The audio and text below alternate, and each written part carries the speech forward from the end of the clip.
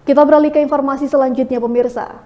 Pemerintah Kabupaten Jember bersama TNI, Polri, Dishub, dan Satpol PP Jumat pagi menggelar apel gelar pasukan operasi Ketupat Semeru 2022 sebagai persiapan untuk pengamanan arus mudik Hari Raya Idul Fitri 1443 Hijriah.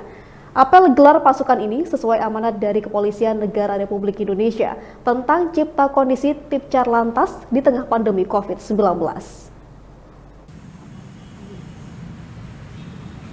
Apel dipimpin langsung oleh Bupati Jember Hendy Siswanto, diikuti oleh Forkopimda Kabupaten Jember di alun-alun Jember Jumat pagi. Ribuan pasukan disiapkan dalam pengamanan Idul Fitri 2022 serta arus mudik baik dari unsur TNI, Polri, Dishub, Satpol PP hingga Dinas Kesehatan.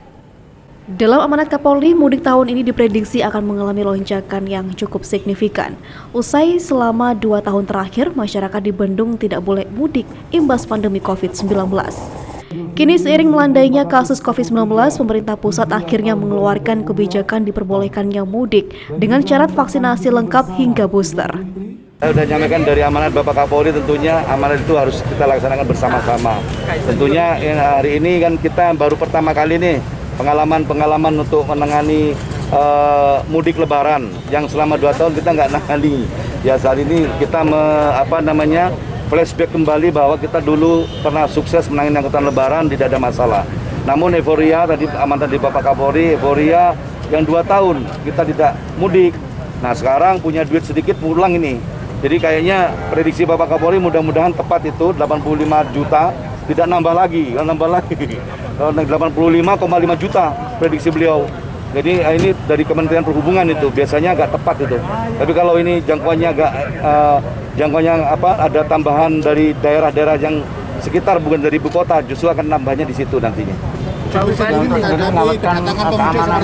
Ya kita sudah prepare semuanya Pak, makanya kita koordinasikan dengan semua TNI Polri dan semua stakeholder, semua libatkan semua seperti standar. Kita sudah punya standar-standar untuk penanganan angkutan lebaran ya, mudik itu tidak terlalu sulit untuk itu.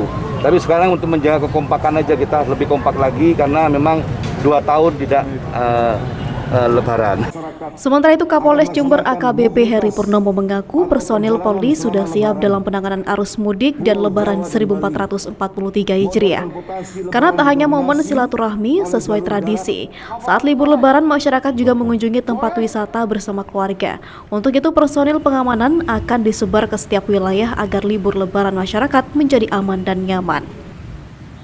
Selain itu, Polres Jember juga akan mendirikan pos checkpoint di simpul perbatasan kota, mal, stasiun, dan terminal.